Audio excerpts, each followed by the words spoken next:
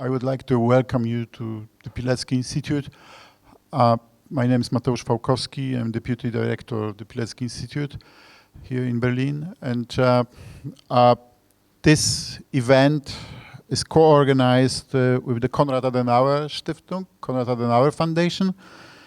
And this event is one of the events, one of the discussion and book presentation and workshop and seminars we organize in the context of the war, in the context of Russia's aggression against Ukraine.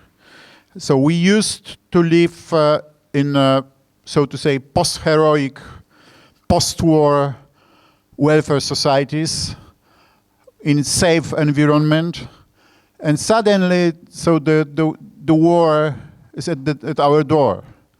And we in Poland should know this very much, and I think so that now, today, we organize, also together with Konrad Adenauer Stiftung, the workshop, whole day workshop with participants from Lviv, among others. And so we have this special first-hand knowledge of living in war societies. And this event, this discussion is conversation with Christina Lamb, the award-winning reporter who will speak about her book on women, war, and violence under the title Our Bodies, They Are Battlefield, and which German translation is also available. So, and is to be, we can buy this German translation of the book. And the conversation with Christina will be moderated by Olha Mucha, culture manager, philosopher and curator from Lviv and from London simultaneously. Olha, I give you the mic.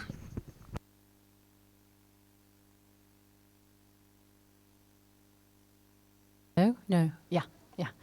Thank you so much. Thank you for introducing me. Thank you for introducing Christina, but I will take my floor to introduce her a bit more. So for those who are probably not aware of things, that Christina Lamb is one of the Britain's leading foreign correspondents and a best-selling author. And the list of her books and even titles can be traumatizing itself.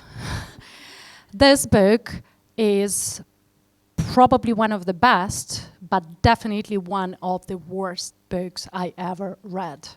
I recognize myself as a so-called highly sensitive person, so for me, that was a big deal to read, to percept, and then to think further what I am going to do with this information now. But afterwards, there was the only option to proceed with reading all the others, definitely. And currently, Christina is also chief foreign correspondent of the Sunday Times. She has won 14 major awards, including 5 times being named Foreign Correspondent of the Year, and winning Europe's top war reporting prize, the main, yeah. And she co-wrote the international bestseller, probably most of you know and even read I Am Malala, together with Malala, and the girl from Aleppo, together with Nojin Mustafa. She's a honorary fellow of University College in Oxford and also was awarded on OBE in 2013. And today we will talk about your last book, Our Bodies, Their Battlefield, What War Does to Women. The book which stolen my sleep for a couple of nights, not only because it's over 400 pages, but the content itself. And my first question will go, why have you chosen that topic? Thank you very is that working? Thank you very much for... No. It doesn't work. It doesn't work. Okay, shall I use yours? Does that work? Yes. Thank you very much for coming here tonight. It's great to be here in Berlin. And thank you, Olha, for asking that question. So I have been a foreign correspondent for 35 years. I started when I was very young, and I've almost always covered conflict and war. I started out covering the war in Afghanistan when the Russians, or then Soviet Union, had invaded Afghanistan. Most recently, I've been, it feels like full circle, but been in Ukraine, where, as everybody knows, the Russians have invaded. And perhaps because I am female myself, I've always been much more interested in what happens to women in war. I don't like the fighting and the bang-bang. I am much more interested in how people live during war or conflict, and how they educate their children, protect the elderly, keep the families together. And that's almost always the women that are doing that, although you don't find any statues to them. But there's also a dark side of what happens to women in war, and that is the use of sexual violence and extreme brutality. And I have found in recent years that it seems to be happening more and more. And really, the first time that I became aware of it happening on a big scale was in 2014, when ISIS fighters went into the villages of Yazidis in Iraq and captured thousands of Yazidi girls and took them many of them to a place called the Galaxy Cinema in Mosul, which was a kind of slave market, and then divided them up into so-called ugly and beautiful, and then came in and were touching their hair, touching their breasts, and deciding which girl they wanted to take. And I met one girl, for example, who'd been traded 12 times between different fighters, and she said to me that she felt like a goat. And I just couldn't believe the stories that they were telling me. And around the same time, you might remember in Nigeria, the Chibok girls who were captured from their school in the middle of the night, more than 200 girls taken into the Sambisa forest by Boko Haram fighters. And for about 2 weeks, it was like the biggest story on earth. And then everybody moved on. And actually, 8 years later, more than 100 of those girls are still missing, but nobody talks about it. And so when I went there to cover that story, I started traveling around northeastern Nigeria, and I discovered that actually tens of thousands of women and girls were being abducted, and that the Chibok girls were just the tip of the iceberg. And the awful thing in that case was that when some of the women and girls were rescued by the Nigerian military, that the Nigerian soldiers were then raping the girls again. And then when they were actually taken to camps, their communities wouldn't take them back. And often they were then having to sleep with camp officials in order just to survive, to get food. So they were victims over and over. And then a couple of years after that, I was in Bangladesh when the Rohingya people were being attacked in their villages in Burma or Myanmar. And Burmese military and Buddhist militias were going into the villages, setting fire to people's huts, murdering the men, and then taking the women, tying them to banana trees, and gang raping them, often in front of their own children. Again, huge numbers, around 600,000 or 700,000 people fled within 3 months to Bangladesh. The majority of them were women, and woman after woman told me the same story of what had happened to them. So all these things were happening on a big scale, and the people were talking about what happened to them. These are really difficult stories to talk about, and yet women and girls were coming forward and speaking about it. So people like me were writing about it, and then nothing happened. And I was getting messages, because one of the ways that my job has changed since I started all those years ago was, then there were no mobile phones now. And so I didn't, I'd go and interview people, but you didn't stay in touch with the people afterwards. I mean, to do so, you would have had to write them letters, which would have been a bit odd, really. Now, I stay in touch with everybody I interview pretty much because they're all on WhatsApp or Telegram.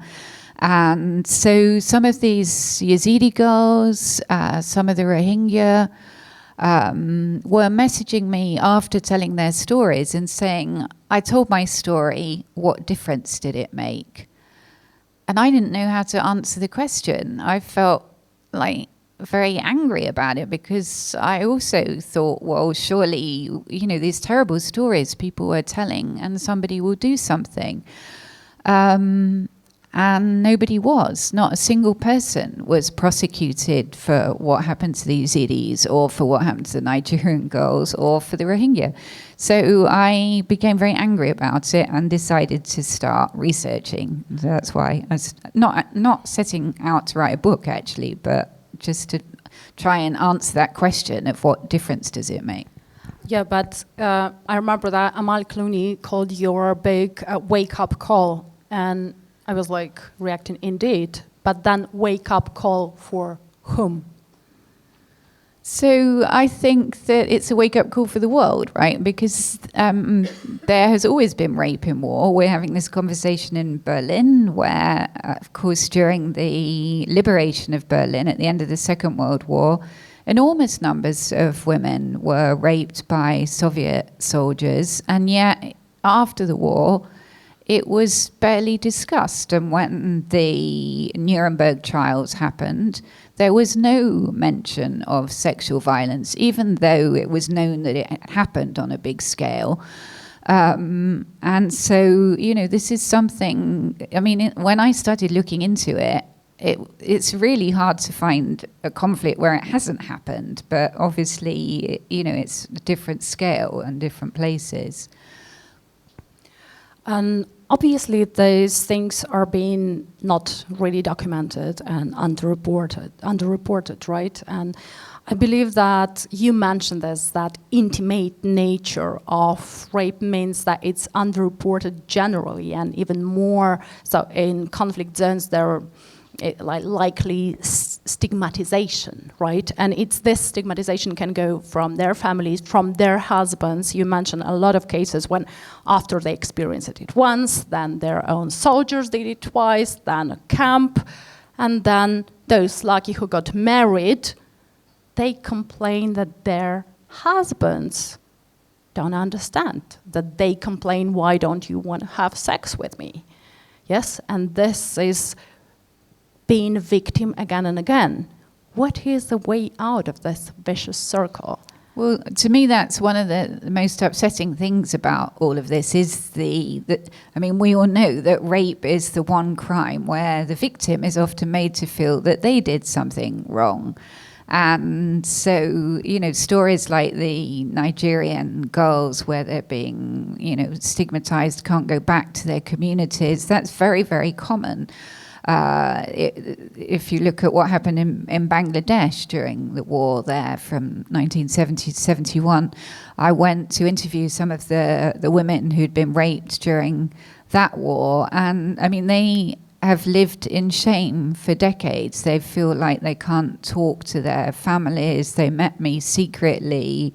And that's just so sad that these women and girls have gone through such a terrible ordeal, and yet they then feel that as if they've somehow should feel shame. And so I think it's really important that this is talked about, and that community leaders, faith leaders, others actually come out and say that these women actually are heroes, that they didn't do anything wrong.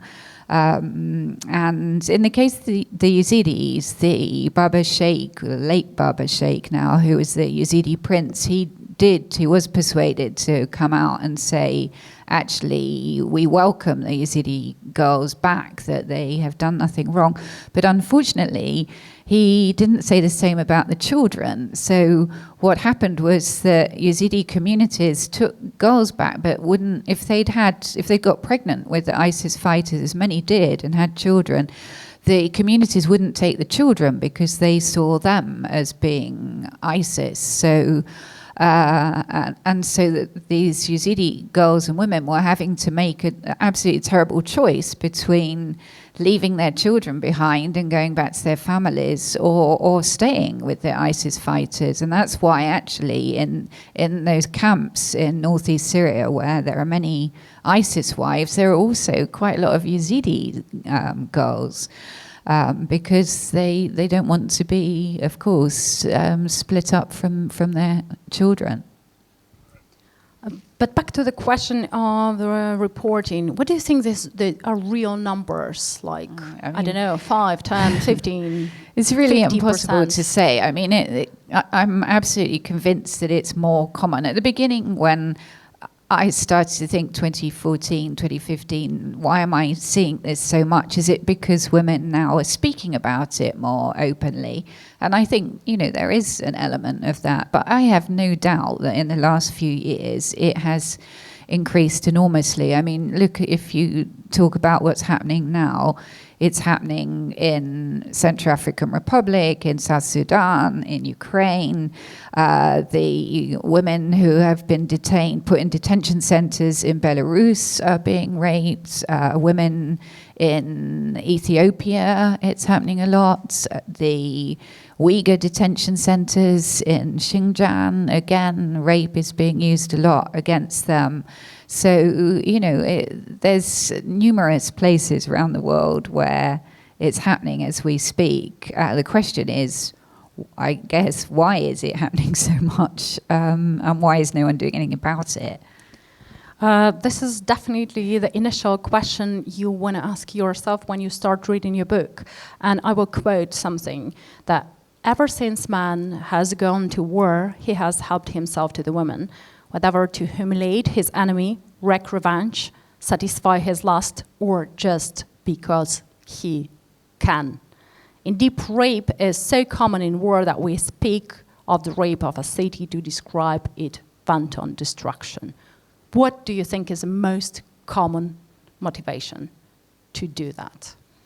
So, of course, when I started writing the book, I basically set out to just collect the stories of women and put them all together so that people could see how widespread it was. And so actually, I mean, in this book, I go to 12 different countries on 5 continents so people can see that it's happening all over the place. And I have no doubt, as I said, that it is happening more and more, that there is an epidemic of it. Of course, as I was writing it, you start to think what you've just asked me, what is the motivation? How could somebody enjoy raping a woman in this situation, in a war where they're terrified, and often it's in front of the children, and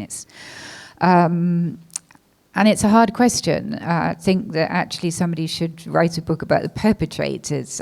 It's quite hard, perhaps, as a woman doing that, because I tried to talk to some of them.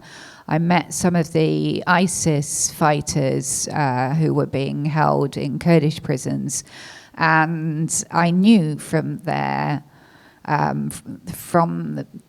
that they had ISIS, that they'd had Yazidi girls as sex slaves. But when I spoke to them, they all said to me, oh, no, I didn't have. My cousin had, or my friend had. But so they, but they did talk a little bit about, about the motivation. But to me, the main reason it's happening so much is that it is, unfortunately, a very effective weapon. One militia I spoke to said to me, it's the cheapest weapon. It's cheaper than a Kalashnikov bullet. And if you want to humiliate a community, to terrorize them, to try and force them out of an area, it's a very effective way of doing it. And In the book, I talk about it being used for different reasons, for religious reasons, for in ethnic, to try and change the ethnic balance or wipe out a certain ethnicity, sometimes to take territory. So in the Eastern Democratic Republic of Congo, where it's very, very common, a lot of it is happening because militias want to take territory which has lucrative minerals in, and I'm afraid those are minerals, tantalum and things like that, which we use in things like those laptops and in mobile phones. And so they want those areas, and so going in and raping all the women in a village will just terrify the people, and people flee the village and they can take over. So, there are different motivations, but it generally has the same effect. So basically, it just not only because they can, but because it's very efficient. It's a real weapon, right? Yeah, but the question is, as I said, this militia said to me, well, it's the cheapest weapon known to man. That's because there is no cost, because no one is doing anything about it. There should be a cost. People, if perpetrators were being brought to justice for what they have done, then there would be a cost. And I'm afraid that at the moment, accountability is absolutely the exception, not the rule. And over and over, almost every woman that I spoke to told me that what she most wanted was justice. And I think justice means different things to different people. It doesn't necessarily mean being in court in front of your perpetrator. Sometimes it just means acknowledgement of what happened. I mean, one of the groups of women I went to talk to, which was very, very moving, was the former comfort women in the Philippines who were taken by the Japanese army during the Second World War in these so-called comfort stations for their soldiers, where they put all these young women that they had abducted or tricked into going there, and raping them over and over again. And again, at the end of the war, in the Tokyo Tribunal, there was no mention of any of this, even though this was an absolute systematic way of doing this. There was documentation, but nobody was brought to justice. And in fact, if you talk to people today in Japan, majority of people say it's a lie. It never happened.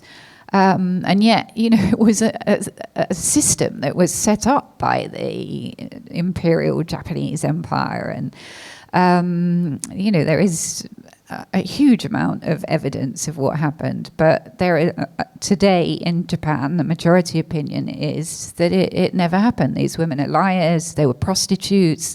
They were making money from it.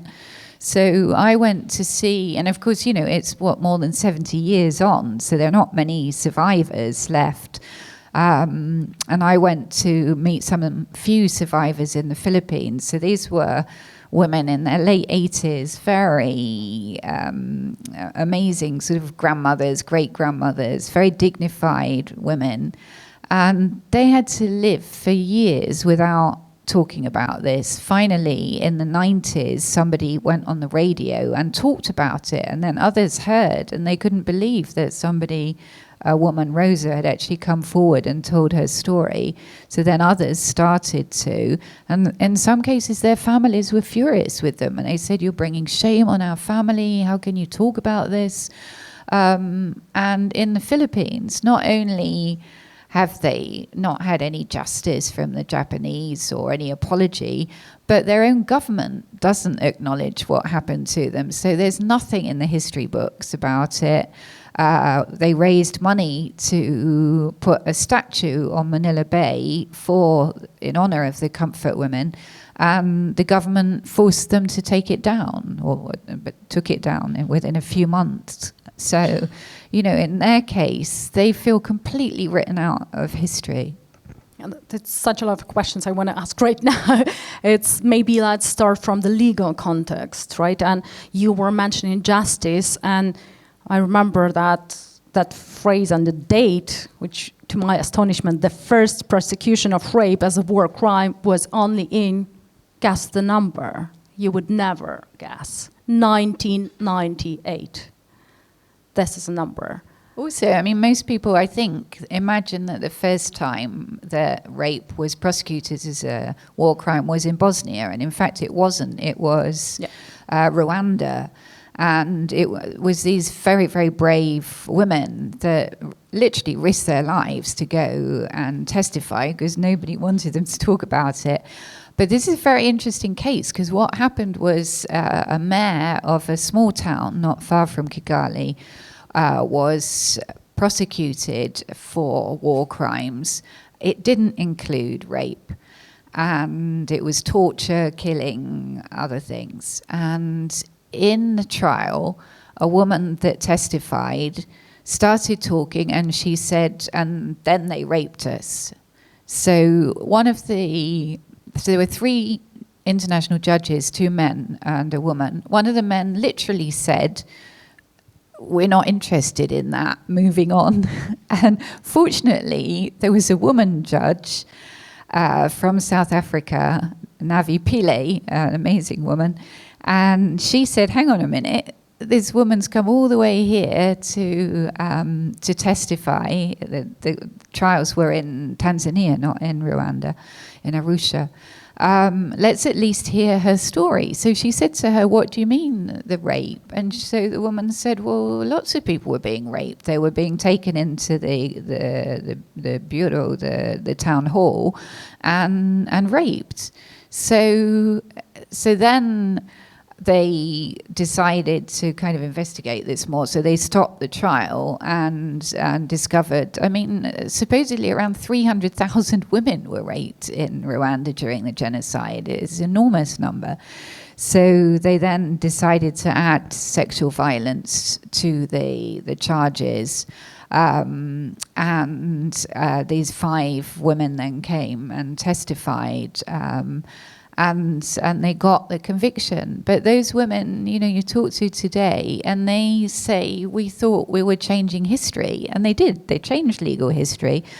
But they thought it would mean that this would never happen to anyone else again, that people would be brought to justice. And so they couldn't believe it when they heard the stories of the Yazidis and others. And they were like, but how can this happen all over again when we actually got somebody prosecuted? So, and I'm afraid that since then, there's been very few prosecutions.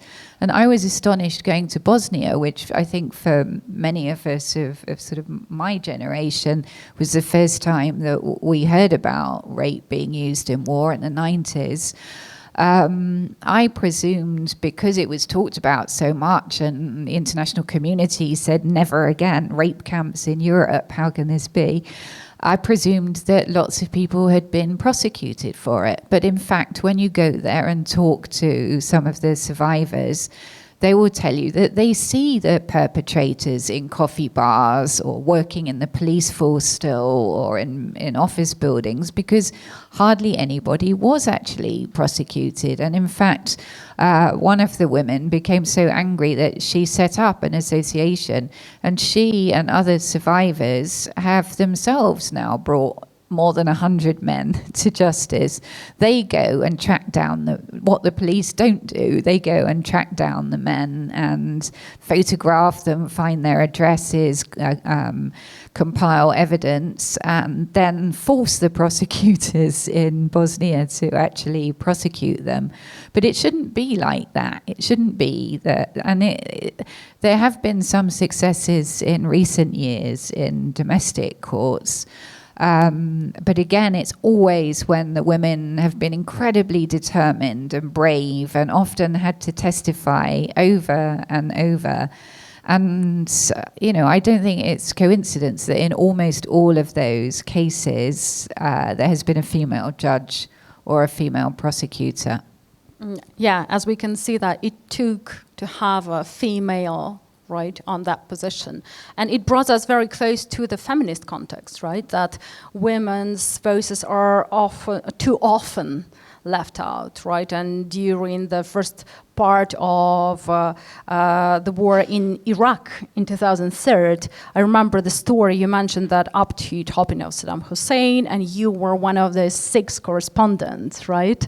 And on the ground for your newspaper, for Sunday Times. And when you read the report, and afterwards your 3 male colleagues and one of your 2 fellow women colleagues had no quoted a single Iraqi woman. Yeah?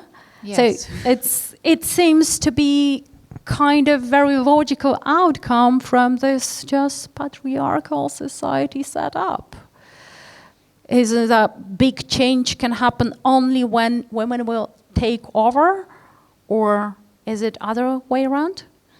Well, I think much too much we've tended to portray women in war as the sort of weeping widows and passive, not people that have any role in what happens. And I think that's changing a bit because there are now more female correspondents. I mean, when I started out, there were very few. And we've seen in Ukraine that there has been a lot of reporting on the use of sexual violence. I have to say, when I first started getting contacted by women in Ukraine telling me that this was happening, I just couldn't believe it. I really thought, can this be happening again? And but then I went there and talked to people, and, you know, as you all know, unfortunately, it has been happening a lot again, and, you know, rather similar to back to what the Russians did in the 1940s. And I think that this is one of the biggest shock, right? We still living out that it's still happening next door. And nothing changed. 21st century. No. It was easier to think that, okay, you were discovering the Myanmar with, you know, all the Rohingyas, horrors, it's part of something far away. But here we have it here, behind the corner in Europe. Do you think it can happen, I don't know, if the war will come to Germany, to Poland? Yeah, I think, you know, my research has shown that, you know, it can happen anywhere, and it did happen here, you know, back before. Yeah, and if you talk to Anthony Beevor, who wrote the famous book about Berlin and talked about 2 million German women being raped, he said as he wrote the book, he felt very traumatized himself, and also felt like, you know, is there something latent within men that mean that in this situation that they might do this? And the geography of your research is quite wide, right? You start from Argentina, then Bosnian and Herzegovina, then you mentioned Syria and Iraq, there is Democratic Republic of Congo, Nigeria, Rwanda, then Myanmar, Philippines, right? Just maybe weird question, but here, is there a cultural difference? Is there a cultural specific on such atrocities? No, I mean, the point really was to show, because I do think some people think, oh, this is something that happens in African villages or something. We would like to think that way. You know, and I wanted to show that, no, this is happening everywhere. It's not the same way. Yeah, and so is it a part, I don't know, like human nature, or? Again, I mostly think that it happens a lot. Obviously, in war, you know, society breaks down and there's chaos, and there's sort of, you know, the normal laws often don't apply, and so sometimes you have people taking advantage. But what I was really writing about was rape being used as a weapon of war. So I was using cases where people were ordered to rape, and so, like, the ISIS fighters were told that the Yazidis are devil worshippers and it's your religious duty to rape them. Similarly, the Pakistani soldiers in Bangladesh were told that it was their religious duty to do this. Of course, you know, in Rwanda, it was an ethnic thing that, and people were described as cockroaches. I think, you know, that's also a tendency to dehumanize the other, and I think also, you know, what we saw in Ukraine, that a lot of the Russian forces were very demoralized. They were young, sent into places, and I went into one village where very small, one street where 2 women were raped, and they said that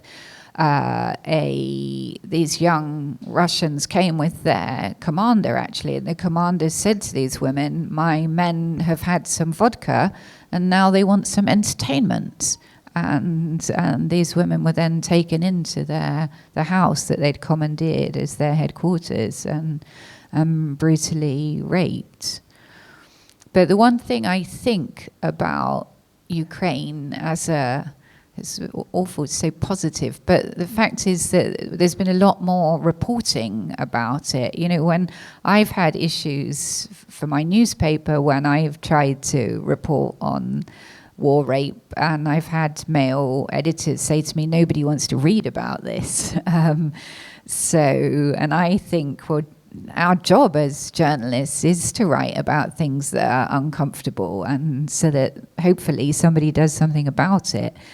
And so with what's happening in Ukraine, we have had a lot of coverage, and the Ukrainian government has started war crimes, even as the war crime trials, even as the war is going on, which is very unusual.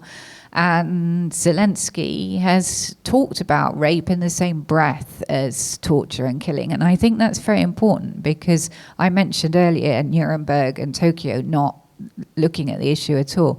That's been the tendency, to sort of sideline it, to think that somehow it's not as important as the torture and killing.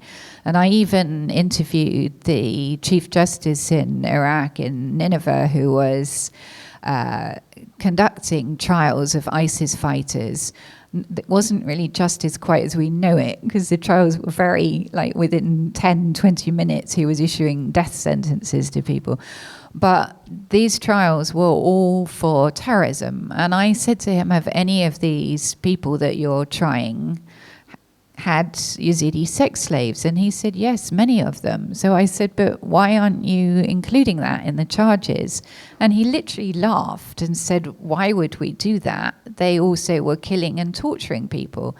And I said to him, don't you realize that for the women who went through this, what happened to them, almost all of them said to me they would rather have died than have gone through this and lived with it. And so it is, you can't differentiate in that way. But he just didn't see it at all. And I personally link the fact that there isn't more attention on this, that it is the world's most neglected war crime, to the fact that there is such low representation of women in any kind of peace negotiations or peacekeeping. Only 5% of peacekeeping forces are UN peacekeeping forces are female. There isn't a single peace negotiation anywhere in the world that is led by a woman at the moment, and many of them have very few women or no women as participants. So I really think that the two things are very linked, and it makes me angry that the United Nations passed a resolution 1325 more than 20 years ago, which was to say that we must do more to prosecute rape as a war crime. We must try and curb it, and we must increase representation of women in peacekeeping and peace negotiations. And 20 years, more than 20 years on, the situation is worse. And so I think that's inexcusable. And every member country of the United Nations voted to pass that resolution, even Russia. Well, here is a difference, right, between declaration and the reality of things. And but you just mentioned that all those women who used to be a victim of rapes, they said that they would rather die. And when they call in and they talking about their experience, almost all of them using that wording that I feel dead inside. And this is at this level of dehumanization, yeah? And then one of the worst part of your book, like the most horrible, and I hate that she's a really very talented writer, and it really traumatized you more because she's picturing the whole thing very cinematographical way, that you can literally follow the picture. The Myanmar case about the woman, right, who was pregnant on 8 months, right, 5 months, right, and she would be super scared that the soldier who wanted to rape her in front of her 3 people just would recognize her belly, right? Because then they would cut out the fetus, and that was their usual practice. And then it ended up with her being raped, with her kids being scared, and then he took one kid. She never seen that kid anymore. And how this is like, after knowing all of those things, people still don't want to believe, don't they? You were sharing another story about your colleague, Australian journalist, Tony, right, who said that, no, it can't happen that way. Man can't be that way. And what changed his perspective? Meeting the women it happened to, yeah. Yes, I think, some people find it hard to believe, or they disbelieve the women, and but there is no shortage of evidence. I think that's what, as I said right at the beginning, is the thing that really made me angry about this, was we can't say we didn't know, and that was one of the reasons that I wrote this book and collected the stories together. And there was one girl in particular, I'll never forget, a 16-year-old girl who was taken by she was a Yazidi and was taken by an ISIS judge, and a fat judge, and he would tie her to the bed and rape her every night. And she told me that the worst night of her life was when he brought back a 10-year-old girl and raped her in the room next door. And so the 16-year-old could hear the girl crying for her mother all night. And as she was telling me this story, these are really, really hard stories to listen to, but to tell it. And so I kept saying to her, we don't need to you don't need to tell this story, we can stop. And she looked at me really fiercely and she said, I don't want anybody to be able to say they didn't know. And so that's why I wrote that. Yeah, and here we come to the topic, one of the paragraphs of your book, the power of hashtag, right? You can just, describe your own perception. How does it change the whole perspective on people, on girls and women speaking out, sharing their experience?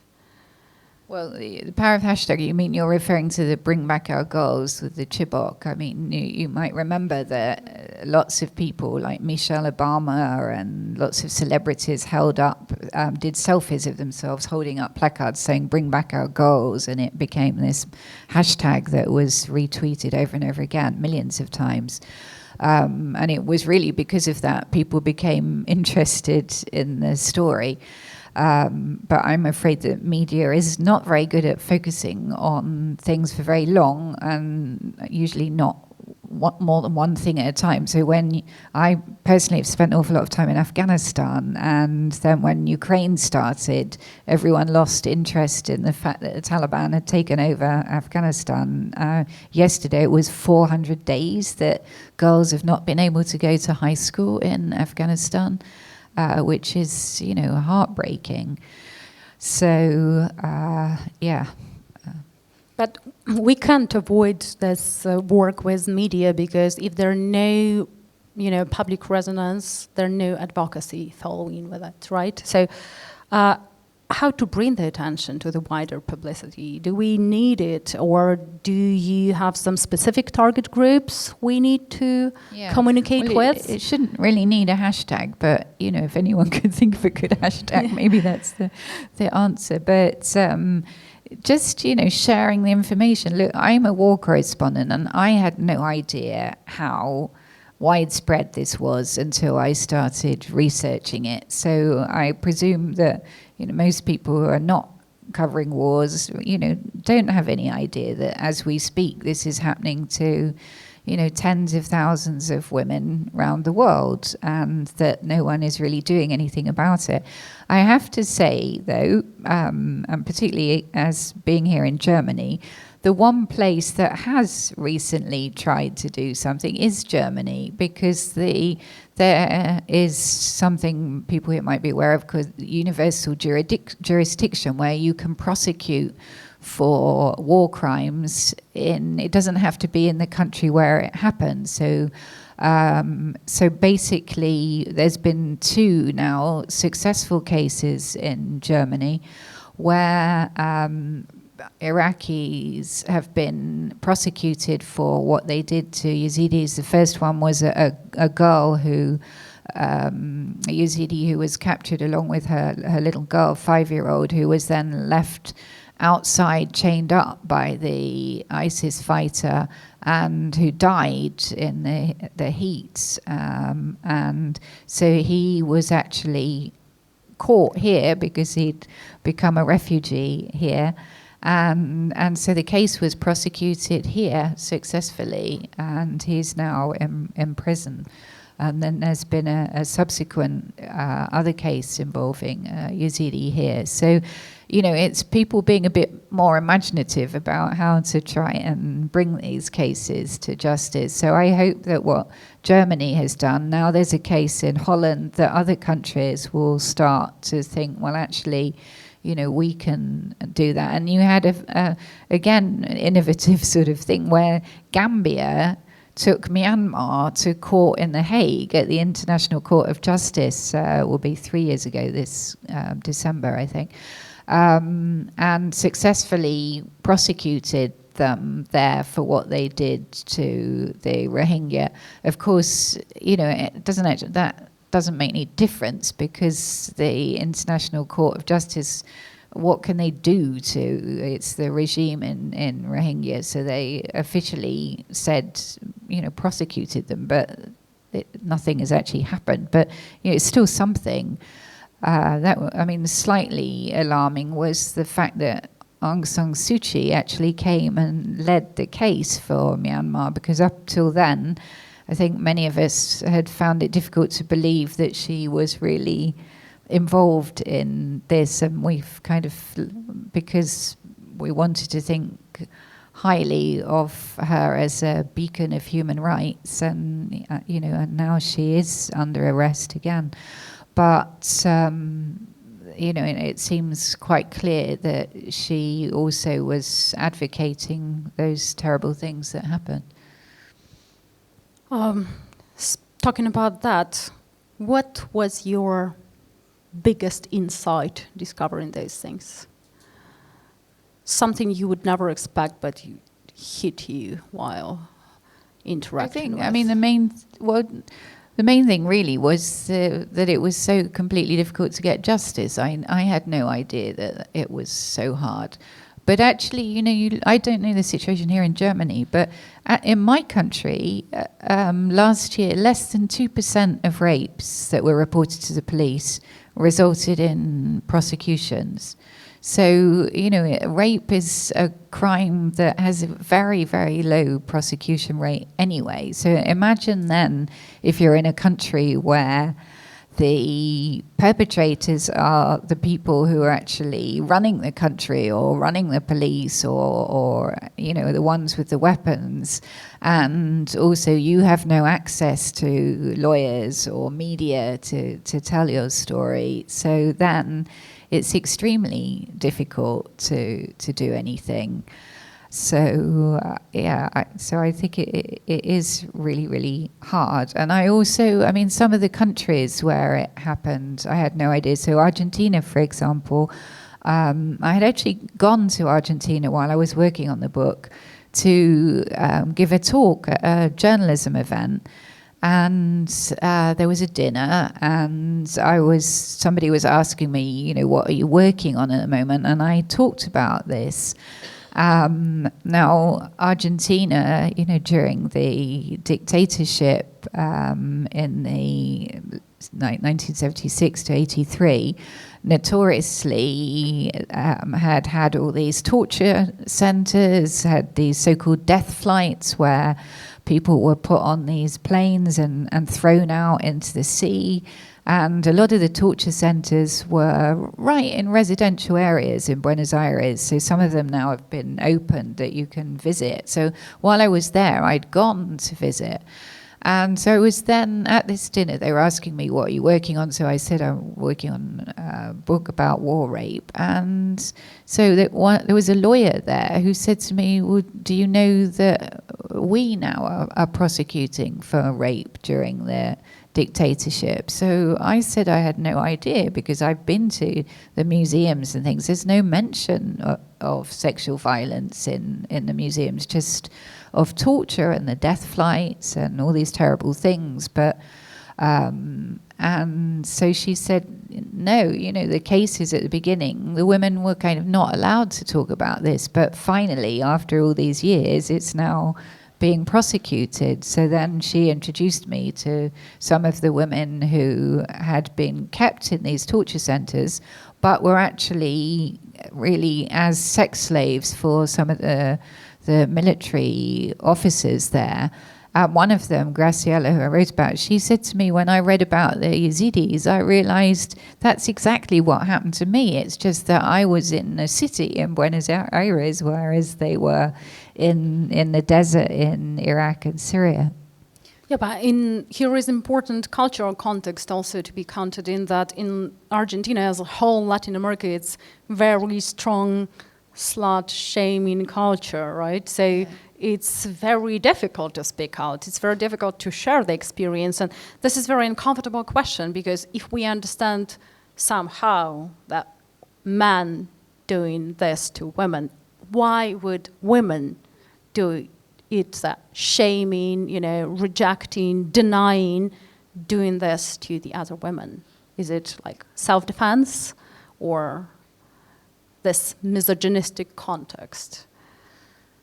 Well, I'm not sure that women are trying to suppress the stories of other women. I'm sort of arguing the opposite. I think if we had more women participation in courts, in peace negotiations and things, I think it would. I think the problem is that a lot of men don't take this as seriously. As I said, they see the killing and torture as the main thing, that rape is somehow a side issue. And I think if you have women there, they realize that it is not a side issue. But, you can't generalize. Look, I mentioned Zelensky earlier. He's a man who is talking about it in the same breath as the torture and killing. So I do, that gives me some hope that it will start to be recognized more, that something has to be done about this. Yeah, I just have a thought that probably it's very important that when it's communicated on a high level, so it's a recognition that just basically calling spade a spade. But on the other hand, probably if we can start not from the war conditions, but from the peaceful times, right? When we'll set up the tone in the society, then this is not less, or just we're devaluing this kind of, Yeah, well, I mean, look at the Me Too movement, these Hollywood actresses that came forward. That took them years, right? Even though they had no shortage of money, of access to lawyers and things. It's a very difficult thing to come forward and speak about and try and take on the sort of male system, if you like. And what do you think gives them strength, and what gives you strength to talk about those things? So, I mean, to me, the most amazing thing, and I've generally, because people often say to me, I basically spend most of my time in bad places writing about bad people. Like, how can you do that all the time? And the fact is that in those places, you often find people doing amazing things. And I wrote about Malala, who was an example. There's an amazing girl actually lives in Germany called Najine, who is a Syrian refugee who I wrote a book with, who is in a wheelchair and travelled from Aleppo to Cologne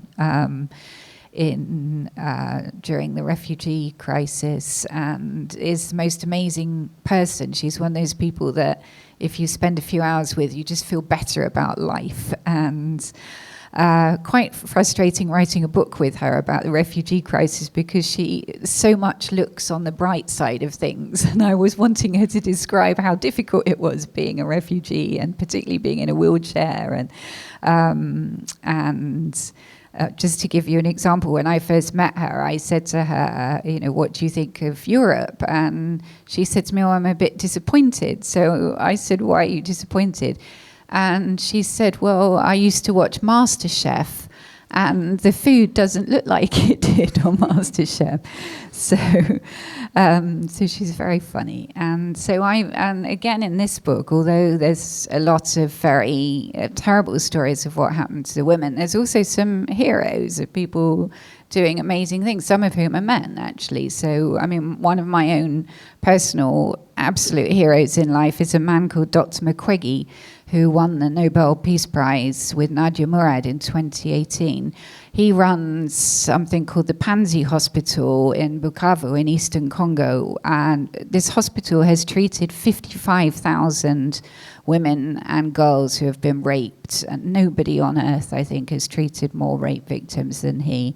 And all the time with because his own government, the Congolese government, have been involved in this. So he's had death threats, he's had assassination attempts, he's had to hide. He pretty much lives as a prisoner in the hospital with guards. And he is the most phenomenal man. And he realized that when he started treating women who'd gone through, and the way that these militias rape the women is so horrendous. Things like setting fire to their vaginas, and some of the women he treated needed like 12 or 13 operations to rebuild them. And he then realized, actually, whatever I do to try and repair them physically actually doesn't do anything about the emotional trauma that they have gone through. So he then started employing a lot of psychologists to counsel them. Then he realized, actually, that's not enough, because we talked a bit earlier about the fact that a lot of these women are stigmatized and their communities won't let them back.